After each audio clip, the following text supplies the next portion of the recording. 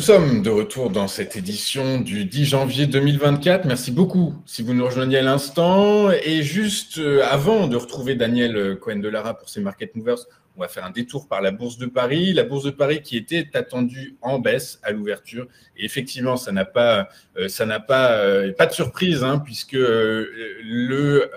l'indice phare parisien évolue dans le rouge, une baisse toute timide, hein, toute symbolique, moins 0,09% à 7420 points. Les investisseurs, bien prudents à l'endroit de l'évolution de l'indice des prix américains à la consommation qui sera publié demain. En cette attente, bien aujourd'hui, c'est une journée de discours, du narratif. Les principaux gouverneurs de la Banque centrale européenne vont prendre le discours ce matin.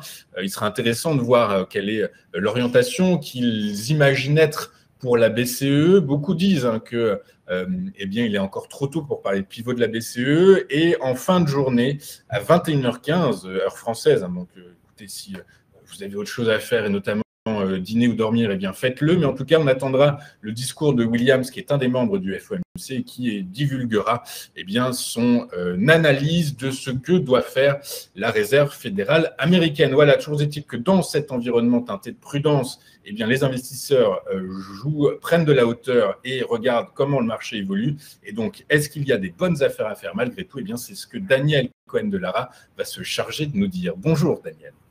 Bonjour Louis-Antoine. Merci Daniel d'être avec nous ce matin. Vous êtes président de l'AFAT, l'Association française des analystes techniques. Et avec vous, on va commencer tout de suite par le titre de Saint-Gobain, dont les analystes financiers, titre entouré par les analystes financiers qui, un à un, revoient leurs objectifs de cours. Le dernier passant de 68 à 80 euros. Est-ce que c'est un objectif de cours que l'analyse technique valide? Alors, passer de 68 à 80, ça fait quand même pas loin de 20%, donc il faut y aller peut-être avec modération et certainement, il y a des étapes à franchir. Alors, effectivement, Saint-Gobain, qui venait d'un schéma baissier, a trouvé un support aux alentours de 50 euros à la fin du mois d'octobre. Ce mouvement haussier, ce redémarrage haussier a été accéléré début novembre par un gap qui a été franchi aux alentours de 52 euros. Et puis, depuis, on a très peu de bougies rouges et quand on en avait, elles étaient de petite taille, donc ils ne remettaient absolument pas en question un mouvement haussier, un mouvement très dynamique qui est venu chercher une zone de résistance à 66,74 €. On est resté à plat pendant à peu près une bonne dizaine de séances, avec beaucoup de mal à franchir cette zone des 66,70 €. On est rentré un peu comme l'indice de référence, le CAC, en petite quand même consolidation et on a trouvé dans cette consolidation un support sur la zone des 63 euros. Zone qui correspond également et de manière très précise, c'est l'analyse technique est tout à fait remarquable, Louis-Antoine, aussi pour analyser. Donc on a trouvé un support d'abord un support technique et sur le retracement 38,2 du rallye, de la dernière impulsion haussière plutôt, qui avait démarré à la fin du mois de novembre. Et depuis, on a rebondi, on est en train de rebondir. Lundi, on avait une bougie qui était une bougie tout à fait favorable. D'abord, elle validait une structure technique qui est une étoile du matin. En plus, c'est une bougie qui s'appelle Marubozu, à savoir, on ouvre au plus bas de la séance, on monte toute la journée, on clôture au plus haut.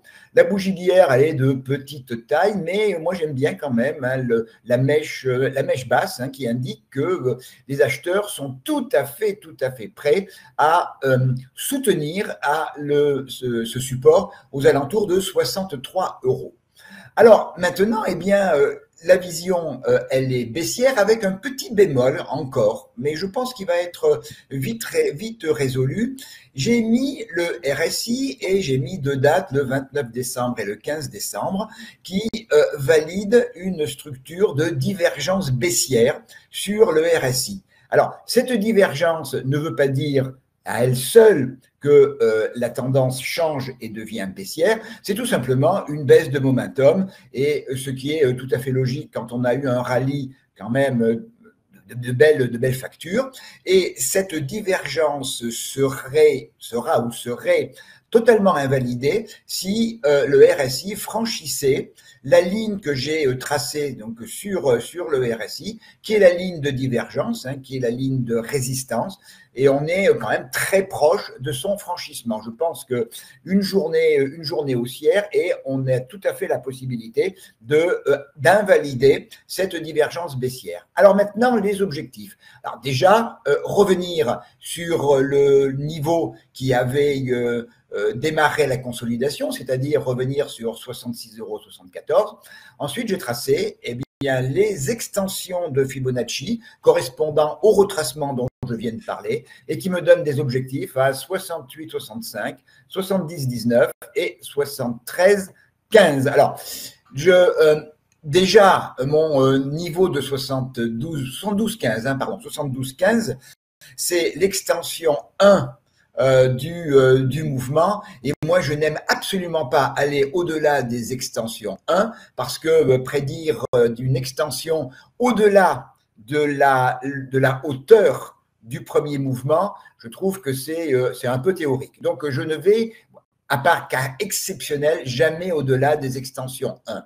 Alors, à contrario, si on venait à casser cette zone des 63 €, qui est également le siège de la moyenne mobile exponentielle 34, qui, pendant la période de baisse, avait été une belle résistance au mouvement, là, on voit qu'elle se situe quasiment au niveau de notre gros support à 62 €, enfin 63 €. Donc, si cette zone était cassée en clôture quotidienne, eh bien, on reviendrait en fait sur pas mal de supports proches, 60,80, 59,48, 58,24, et à l'origine de la dernière impulsion aux alentours de 57,50 €. Alors, j'ai quand même, hein, Louis-Antoine, plutôt un biais haussier pour Saint-Gobain. Bien évidemment, tant que 63 € tient. Mais j'ai quand même une vision plutôt haussière. Une vision plutôt haussière. Alors, effectivement, hein, quand on lit un petit peu autour de Saint-Gobain, il y a des analyses des observateurs, des experts qui sont positives. D'autres le sont un peu moins dans la mesure où le marché de la construction tarde quand même à repartir en France. Et donc, du coup, par la force des choses, le carburant nécessaire au franchissement de cette droite que vous avez tracée, de cette divergence baissière, peut-être qu'on ne l'aura pas. En tout cas, toujours est-il que vous êtes haussier. Les analyses financières le sont.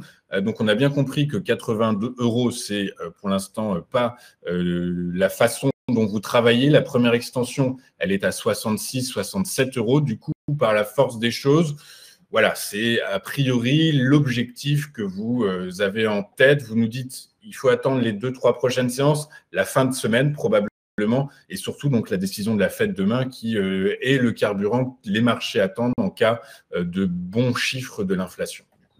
Tout à fait.